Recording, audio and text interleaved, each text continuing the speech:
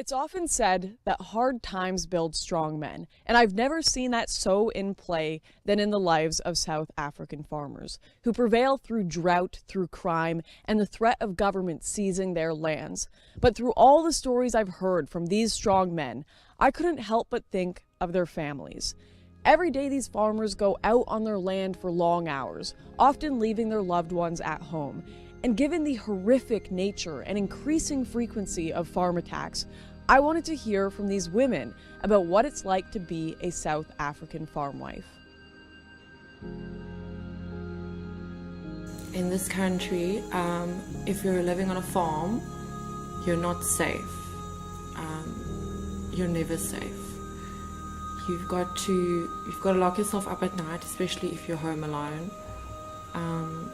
Just to sleep easy, I just lock the gate, get the gun out, put it on my bedside table. Otherwise you don't fall asleep, you just sit in stress and you can't fall asleep. I sleep with the gun next to my bed at night in case someone breaks in and maybe tries to murder us or steal something. It gives me a lot of anxiety and it makes me feel uneasy about raising a child in this country. I've been thinking about moving to maybe New Zealand or somewhere where it's safe, but then you lose your your religion, your culture, your family, your friends. One of these women, in fact, had already seen a farm attack take place at their home. Miss Haas and her children were there when her husband was attacked and shot in the face.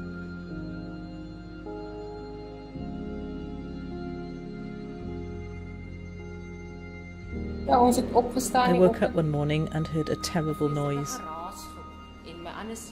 My son and my little daughter were in the house and I don't know why, but I just screamed. It happened so fast. I ran to my bedroom window and I just saw people jumping over the wall and it was already over. I went outside and I saw the blood. Only then did I realise my husband had been shot.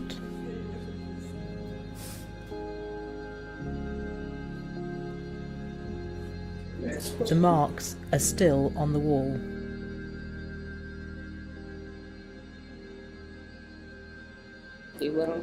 You hear about this every day. There's not a week that goes by without a farm attack. My husband survived the attack, but others are not as lucky as us. During the week, I'm alone here. My kids go to boarding school and I almost never go out. I always lock everything. It's had a huge effect on my life. My fears are for another attack. My peace has been stolen.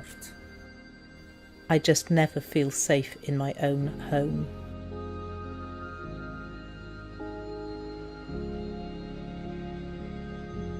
Despite their husbands' best efforts, these women often feel isolated. Isolated in their homes while their husbands do the work necessary to provide for their family. Isolated in a country where the rate of attacks is growing and the government doesn't seem to care to solve it. And isolated from the rest of the world, whose lack of attention to their stories only drives their fear deeper. So as a result, they live lives behind barbed wire, gated windows, and electric fences.